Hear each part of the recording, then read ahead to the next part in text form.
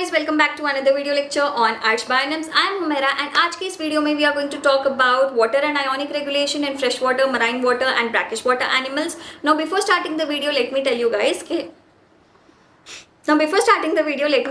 कि अगर आप लोग मेरा टेलीग्राम चैनल अभी तक नहीं ज्वाइन करें, make sure you guys join the telegram channel because I will be sharing all the important information related to your degree, important notes, important question, जो भी बहरहाल इंपॉर्टेंट चीज़ें हैं I will be sharing there on the telegram channel. So if you don't want to miss out on any important stuff, make sure you join the telegram channel. The link will be provided in the description below. Also guys, थोड़े दिन से ना मेरी तबीयत खराब है, breathing में थोड़ा प्रॉब्लम हो रहा है. इफ इन केस पढ़ाते जब थोड़ा हैवी ब्रीथिंग हो गई, दम चढ़ गया, तो प्लीज मैनेज कर लेना. It's a request. All right, no without wasting much of a time let us get into the video. तो यहाँ पे देखो, we are going to talk about, as we already said, water and ionic regulation के बारे में we are going to discuss. Just a second. Water and ionic regulation के बारे में अपन बात करें तो जब अपन वाटर एंड आयोनिक रेगुलेशन बोल रहे, जब अपने दिमाग में टर्म आ जाता ऑस्मो रेगुलेशन. Osmo regulation. अब ऑस्मो रेगुलेशन भाई एक ऐसा टर्म है जो बचपन से अब तक जितनी भी पढ़ाई करे, कभी ना कभी एक बार तो भी अपन सुने ऑस्मो रेगुलेशन. ठीक है.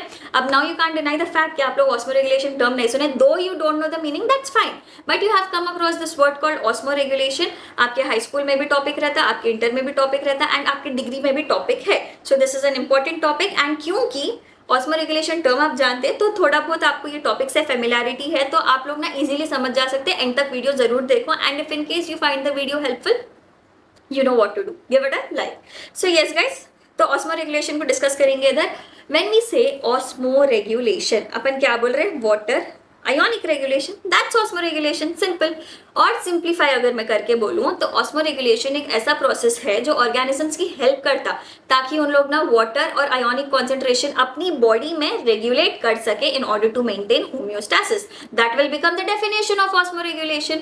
अब ऑस्मो रेगुलेशन का डेफिनेशन अगर मैं प्रॉपर बोलूँ, osmoregulation is a process by which the organisms are able to regulate water and ionic concentration within their bodies. I hope आपको समझ में आ रहा. In order to maintain homeostasis. Now make a note. Maintain homeostasis. Simple. I hope आप लोग definition जब मैं बोल रही थी लिखे होंगे. अगर नहीं लिखे तो 10 सेकंड्स बैक करके डेफिनेशन सुन के वापस आप लोग आपके बुक में नोट डाउन करो, बिकॉज एग्जाम अगर आप स्टार्ट करें तो ऑस्मो रेगुलेशन के डेफिनेशन के साथ ही आप लोग स्टार्ट करना. All right. सो अपन अब क्या बोल रहे हैं? Osmoregulation is helping to maintain homeostasis. Now what do you understand by homeostasis? Homeostasis मतलब अपने बॉडी का जो इंटरनल एनवायरनमेंट रहता है उसको स्टेबल रखना. ठीक है. इंटरनल एनवायरनमेंट की stability is called as homeostasis. अब देखो अपन किसके बारे में बात कर रहे हैं? Fresh water animals, marine water animals, brackish water animals. तो बेसिकली एक्वेटिक एनिमल्स के बारे में बात कर रहे हैं. So we can raise this question here कि एक्वेटिक एनिमल्स में भाई ऐसा क्या हो जा रहा कि उन लोगों का इंटरनल एनवायरनमेंट, इंटरनल स्टेबिलिटी छल जा रही. ठीक है. Now if you focus, we specifically mention fresh water, marine water, brackish water animals. तो इससे अपन को एक बात समझ में आ रही कि वाटर इन लोगों का एक्सटर्नल एनवायरनमेंट रहता, जो एक्वेटिक एनिमल्स रहते हैं उन लोगों का एक्सटर्नल एनवायरनमेंट वाटर रहता एंड वो एक्सटर्नल एनवायरनमेंट इज वेरिंग. एक जगह फ्रेश वाटर है, एक जगह मराइन वाटर है, एक जगह ब्रैकिश वाटर है. तो एक्सटर्नल एनवायरनमेंट क्या हो रहा है? वेरी कर रहा. एंड ये जो एक्सटर्नल एनवायरनमेंट रहता वो कहीं ना कहीं इंटरनल एनवायरनमेंट को अफेक्ट करता. अब इंटरनल एनवायरनमेंट की अगर अपन बात करें तो कोई भी ऑर्गेनिज्म ऑन दिस प्लैनेट किस पे डिपेंडेंट रहता भाई? It is dependent on the cells of the body. अगर सेल्स प्रॉपरली फंक्शन करे, प्रॉपरली रेगुलेट करे तो अपनी बॉडी प्रॉपरली फंक्शन कर सकती. सिंपल. तो ये सेल्स भाई थोड़ा एटीट्यूड शो करते. उन लोग के ना थोड़ा लिस्ट रहती, डिमांड्स की एक लिस्ट रहती. उन लोग बोलते हैं कि मेरी ये लिस्ट फुलफिल करो. One such demand of the sales being कि उन लोगों को ना water and ionic concentration balanced रहना. ठीक है. अब वो बैलेंस्ड एनवायरनमेंट रहे तो उन लोग प्रॉपरली फंक्शन करते बोलते. तो अब ये एक्वेटिक एनिमल्स जो है डिफरेंट एनवायरनमेंट में रह रहे and just now we discussed कि डिफरेंट एनवायरनमेंट में रहने की वजह से एक्सटर्नल एनवायरनमेंट इंटरनल एनवायरनमेंट को अफेक्ट करता. तो external environment is somehow affecting internal environment. तो सेल्स का रेगुलेशन भी हल जा रहा, उन लोगों का वाटर आयोनिक कॉन्सेंट्रेशन बैलेंस हल जाता, जिसकी वजह से उन लोगों का इंटरनल एनवायरनमेंट हल जाता. तो इसीलिए उन लोगों का होम्योस्टैसिस भी हल जा रहा. तो ये ऑर्गेनिजम्स होम्योस्टैसिस, इंटरनल एनवायरनमेंट को स्टेबल मेंटेन रखने के लिए ऑस्मो रेगुलेशन की हेल्प लेते. I hope this is clear. I hope आपको समझ में आ गया होगा. Now let us talk about what are the different environments these aquatic animals are found in. Now first being the hypotonic environment. First है hypotonic environment. Hypotonic environment में देखो अब देखो एक्वेटिक एनिमल बोलते हैं, मेरे दिमाग में पहले तो मच्छी आती, भाई आई होप आप लोगों के दिमाग में भी फिश आई होंगी, यहीं भी तो आप लोग फिश सोच लो अभी। तो for example let us consider this fish here, ठीक है, इन्हें ना एक्वेटिक एनवायरमेंट में है। Now if the solute concentration of the external environment is less, यहाँ पे solute concentration कम है when compared to the solute concentration of the internal body of the organisms, internal solute concentration of the organisms, तो this type of environment is called as hypotonic environment. I repeat, अगर external environment का solute concentration कम है when compared to the internal solute concentration of the animal, मतलब यहाँ पे क्या हो जा रहा है, solute concentration, internal solute concentration of the animal is ज़्यादा when compared to external, such environment is called as hypotonic environment, and इसका example हो जाएगा भाई fresh water, ठीक है, fresh water is a hypertonic solution for the animals living there, ठीक है। Second है हाइपरटोनिक, सेकेंड इज हाइपरटोनिक। अब हाइपरटोनिक में इट इज द ऑपोजिट, यहाँ पे क्या हो रहा, एक्सटर्नल एनवायरनमेंट में सोल्यूट का कॉन्सेंट्रेशन ज्यादा रह रहा एंड ऑर्गेनिज्म का इंटरनल सोल्यूट कॉन्सेंट्रेशन कम रह रहा। Such environment where the organism is living is called as, just a second, charge your tablet, okay. तो such an environment is called as hypertonic environment, इसका example है marine water, ठीक है। Third है isotonic conditions, isotonic conditions, isotonic conditions में क्या रह रहा, solute, external solute, internal solute ना इक्वल रह रहा, बैलेंस रह रहा, विच इज वेरी रेयर, ठीक है। तो such type of solution is called as isotonic, sorry such type of environment is called as isotonic environment. I hope आपको समझ में आ गया होगा। Now let us talk about fresh water, ठीक है। फ्रेश वाटर एनिमल्स में क्या हो रहा, तो अपन ये अपनी मच्छी ड्रॉ कर लिए एंड यहाँ पे पानी भी ड्रॉ कर लिए, and just now we discussed कि ये ऐसे टाइप के फिशेस में एक्सटर्नल में सोल्यूट कॉन्सेंट्रेशन कम रह रहा एंड इंटरनल सोल्यूट कॉन्सेंट्रेशन ज़्यादा रह रहा। तो ऐसे एनिमल जो फ्रेश वाटर में रह रहे, दो चैलेंजेस फेस करते। फर्स्ट चैलेंज ये रहता कि उन लोग में ना एंडो ऑस्मोसिस होता, एंडो ऑस्मोसिस, विल डिस्कस कैसा हो रहा है endo osmosis. And second challenge ये रहता कि they will lose their ions, तो ions loss, they will face ions loss, ठीक है। तो यहाँ पे एंडो ऑस्मोसिस मेंशन कर रहे हैं अपन। यहाँ पे देखो आप, बाहर की तरफ सोल्यूट कॉन्सेंट्रेशन कम है, अंदर की तरफ सोल्यूट कॉन्सेंट्रेशन ज्यादा है। तो यहाँ पे क्या हो रहा है, कॉन्सेंट्रेशन ग्रेडियंट मेंटेन हो रहा। कॉन्सेंट्रेशन ग्रेडियंट क्रिएट होने की वजह से, ऑस्मोसिस की वजह से water will move from low concentration region to high concentration region. या लो कॉन्सेंट्रेशन क्या है, एक्वेटिक वाटर, हाई कॉन्सेंट्रेशन क्या है, मच्छी की बॉडी, इंटरनल एनवायरमेंट। तो ऑस्मोसिस के थ्रू क्या होता, थ्रू परमिएबल मेम्ब्रेन, जैसे हो गया स्किन या फिर गिल्स या फिर other permeable membranes in the organism, क्या होता, ऑस्मोसिस के थ्रू बॉडी में पानी आना शुरू हो जाता है, ठीक है।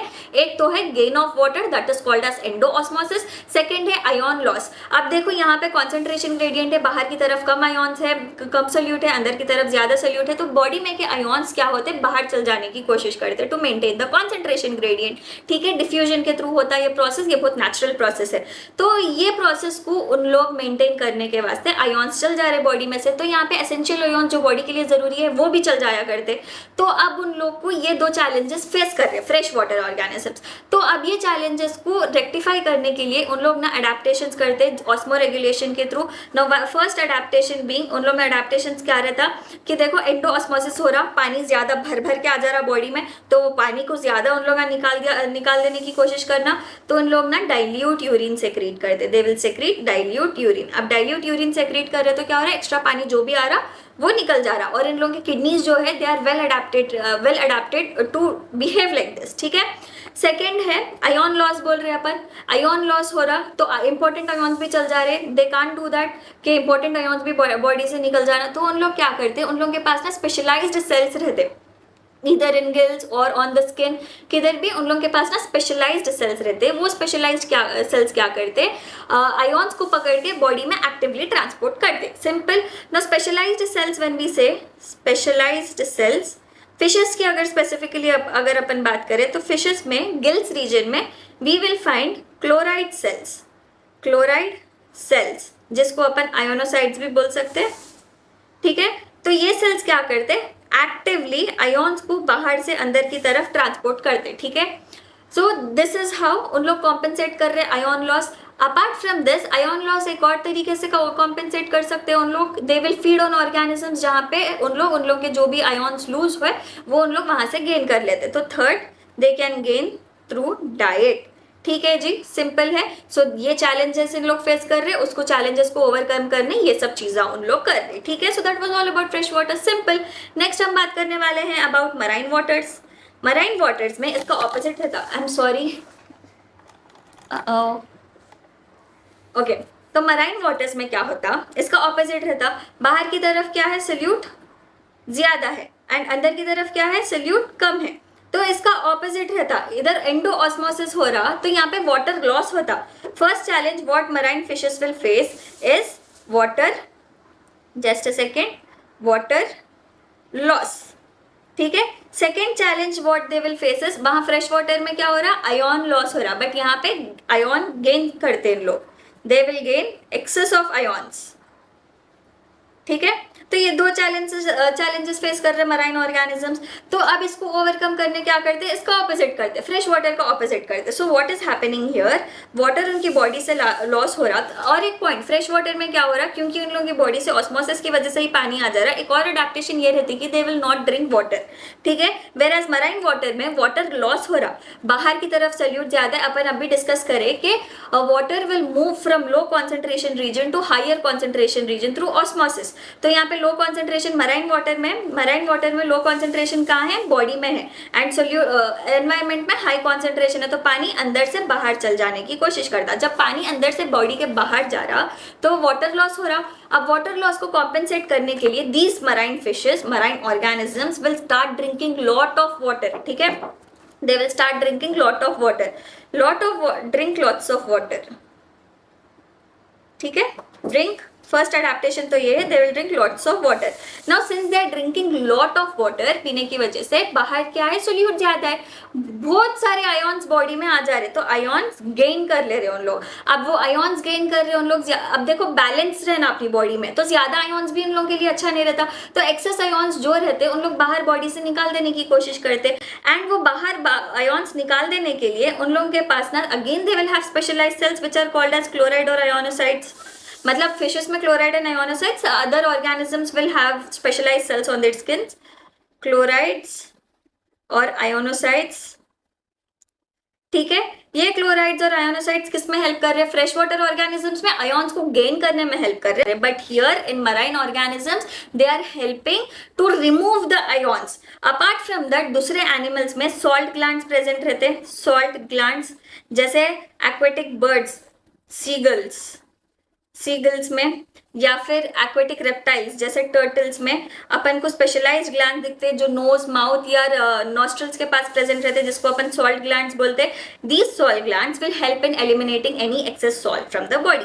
Apart from these adaptations they have another adaptation, जहां पे अपन फ्रेश वाटर में क्या बोल रहे हैं, they will secrete dilute urine, यहाँ पे they will secrete concentrated urine, क्योंकि वाटर लॉस हो रहा है इन लोगों की बॉडी से, they can't afford to lose more water from their body. So यहाँ पे these organisms will excrete concentrated urine, पानी बहुत कम रहता है उन लोगों के यूरिन में, ठीक है। That was all about marine water. Next we are going to talk about brackish water. अब ब्रैकिश वाटर में क्या रहता बोले तो this is the mixture of fresh water and marine water. तो यहाँ पे सलाइनिटी के लेवल्स फ्लक्चुएट करते, brackish water will have fluctuating salinity levels, रहते हैं इन लोगों के पास, ठीक है। तो ऑर्गेनिजम्स जो ऐसे एनवायरमेंट्स में रह रहे उन लोगों को ना ये सलाइनिटी लेवल्स को पोप अप करने के लिए दो तरह के अडेप्टेशन रहने, क्योंकि अपन बोल रहे हैं कि फ्रेश वाटर है, मराइन वाटर है, मिक्सचर है, ठीक है। तो यहाँ पे फ्लक्चुएट करते, तो मोस्ट ऑफ द टाइम यहाँ पे ऑर्गेनिज्म जो अपन को दिखते उन लोग को अपन यूरी हैलाइन एनिमल्स बोल देते, यूरी हैलाइन फिशेस या फिर euryhaline aquatic animals, because euryhaline का मतलब ये है कि they will be able to tolerate high salinity levels, high salinity levels को भी लोग टॉलरेट करने की कोशिश करते हैं। अब ब्रैकिश वाटर में in case more marine water, less water, less fresh water रह गया तो सलाइनिटी लेवल्स फ्लक्चुएट हो रहे, मोर ऑफ मराइन वाटर रह रहा, यूरी हालाइन एनिमल्स अगर रहे तो सलाइनिटी लेवल्स, वो हाई सलाइनिटी लेवल्स भी बैलेंस कर ले सकते, तो इसीलिए उन लोगों को यूरी हालाइन एनिमल्स बोलते हैं। एंड इन लोगों के पास भी एडेप्टेशन रहते हैं। फॉर एग्जाम्पल अगर फ्रेश वाटर ज्यादा है, मराइन वाटर कम है, तो फ्रेश वाटर एडेप्टेशन शो करते हैं। जो फ्रेश वाटर अपन डिस्कस करें, डाइल्यूट यूरिन सेक्रीट करना, क्लोराइड सेल्स या आयोनोसाइट से आयोन्स गेन करना, डाइट से आयोन्स गेन करना, पानी नहीं पीना, वो सब एडेप्टेशन दिखते हैं इनकेस फ्रेश वाटर की मात्रा पानी में ज्यादा है। ठीक है, नेक्स्ट अगर मराइन वाटर का कॉन्सेंट्रेशन ज्यादा है तो उन लोग का मराइन अडेप्टेशंस अपन को देखने को मिल जाते हैं। Apart from those adaptations we also find behavioural adaptations. Behavioural adaptation जैसे माइग्रेशन, थोड़े ऑर्गेनिजम्स क्या करते, माइग्रेट करते फ्रेश वाटर और मराइन वाटर के बीच में इन ऑर्डर टू लाइक उनको जहाँ कंफर्टेबल दिख रहा वैसा उस बेसिस पे उन लोग मराइन करते। फॉर एग्जाम्पल इसका है सैल्मन। सैल्मन फिश पहले फ्रेश वाटर में रहती, ठीक है, हैच फ्रेश वाटर में होती, then it will go to marine water and then again it will come back to fresh water for spawning. ठीक है, तो ऐसे बिहेवियरल अडेप्टेशंस भी उन लोगों के पास रहते। अगर इसके एग्जांपल्स आप लिखोगे तो ब्रैकिश वाटर में जो भी ऑर्गेनिज्म दिखते, क्रस्टेशियंस में अपन को क्रैब्स एंड श्रिम्प्स दिख जाते, मोलस्क में अपन को ऑयस्टर्स दिख जाते, फिशेस तो रहते ही brackish water, marine water, fishes तो ऐसा फैले हुए रहते एक्वेटिक एनिमल्स में। So these are some examples. So with this we finish water and ionic regulation of fresh water, marine water and brackish water animals. I hope the video was helpful. If it was, give it a like, do share it with your friends and don't forget to subscribe and also join the Telegram channel. I will be sharing the link of this video in the Telegram channel as well. Okay, चलो, if you want notes let me know. Exam से 2 दिन पहले बोले तो notes नहीं बनती. If you want notes for this topic or any topic, do let me know in the comment section below or else you can text me on my Instagram handle पे भी आप मेरे को मैसेज कर सकते हैं. ठीक है, मेरे को थोड़े बच्चे मैसेज करते हैं एंड yes, आप मेरे को फ्रीली मैसेज करो इंस्टाग्राम पे, कोई भी टॉपिक की नोट्स होना या फिर कोई भी आंसर की नोट्स होना, आई will be sending them in the Telegram. The thing is मैं 2 दिन पहले क्यों नहीं दे सकती हूँ, 1 हफ्ता पहले भी नोट्स नहीं बना सकती हूँ मैं, because I make my own notes. अगर आप लोगों को नोट्स चाहिए, I refer few good books, important points लेके मैं आप लोगों को पॉइंट्स बना के प्रॉपर आंसर के जैसा प्रेजेंट करती हूँ. If in case you want the notes let me know now itself. Exam से 1 हफ्ता पहले 2 हफ्ता बोले तो it won't be possible for me also to cover all the important answers. Alright, so yes guys, that was it. Take care, bye bye.